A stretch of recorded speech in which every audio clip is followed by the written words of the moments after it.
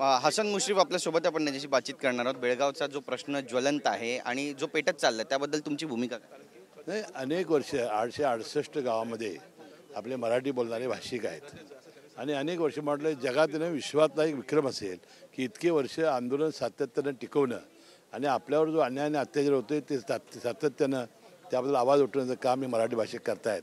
त्यांना आणि मराठी बोललं जात नाहीत, पाट्या मराठी लावल्या जात नाहीत, शिक्षण मराठीतून घेऊ दिलं जात नाही आणि मला वाटतं सुप्रीम कोर्टातून याचा तात्काळ निर्णय होण्याची आवश्यकता आहे। नक्कीच, पण आता सरकार तुमच्या त्यामुळे महत्त्वाची पावलं उचलली जातील। सर्वोच्च न्यायालयाचा निर्णय असल्यामुळं ते तात्काळ कसा निर्णय लागेल हे बघण्याची आवश्यकता आहे। पण ही सगळी परिस्थिती उद्भवते यासाठी कारणीभूत कोण कोण आहे असं वाटतं तुम्हाला? कारण नाही, ज्यावेळा हा महाजन आयोग नेमलेला होता त्यावेळेला तो निर्णय योग्य पद्धतीने दिले गेलेला नाही, हे कारण आहे त्याला। धन्यवाद आमच्याशी बातचीत केल्याबद्दल। कॅमेरा पर्सन योगेश गुरवचा, गिरीश गायकवाड, TV9 मराठी, मुंबई।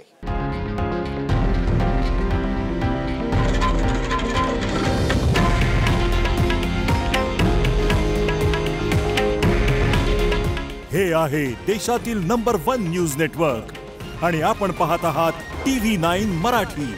काळजी तुमची, हित महाराष्ट्राचं।